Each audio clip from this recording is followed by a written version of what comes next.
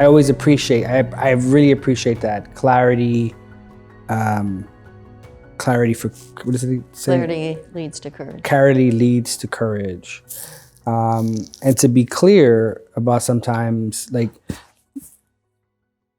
the clarity aspect makes me think about, are there things that need to be seen in order for people to be reminded? And I'm kind of thinking about what we talked about the other day, Exodus, when Israel is leaving Egypt and they're in the desert. I believe it's Exodus 13.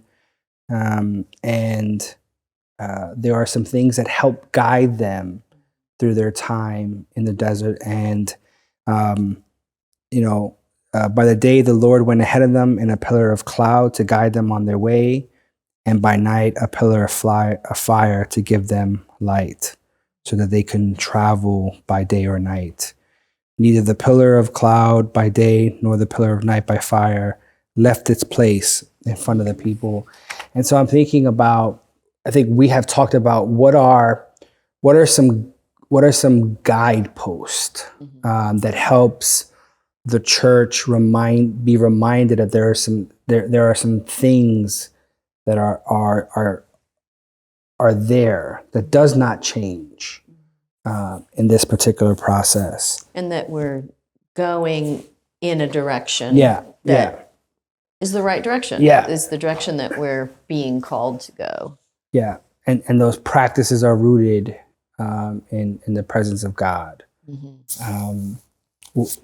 What do you think are some of those guideposts? Well, I think for us there are, worship is kind of where we come together most fully as a community. I'm not saying it's even the most important thing we do, but it's kind of like the heartbeat that keeps us going. So in some ways, maybe just the worship service itself, but I think there are, some practices within worship that sort of keep us grounded, keep us rooted, and keep us on the path. And, I would say, just from what I've heard, what I experience myself, and also from hearing other people, I think prayer is one of those. We pray each week for people in our community and for people well beyond our community. And that roots us both here and, keeps us connected to the rest of the world. I would say that our music is a kind of a guidepost for us, something that, helps guide and orient us.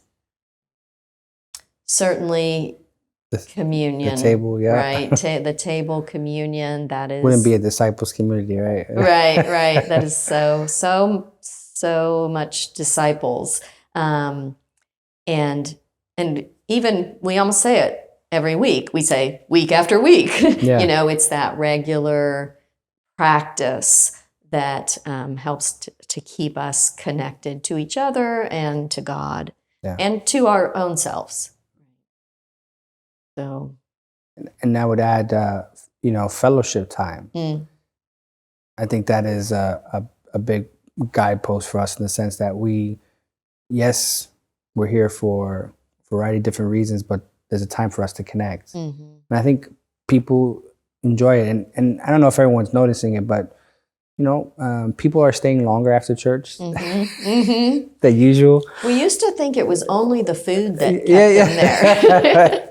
But we don't always have food or snacks, but people stick around and catch up with each other, meet new people, within the community.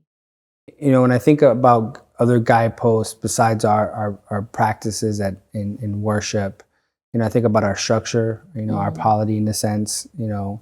We have lay leadership, that we have always had lay leadership. So we have capable members of the community who are leading. We have board, we have trustees, and then we have our elders, right? Those are some staple guideposts for us moving forward.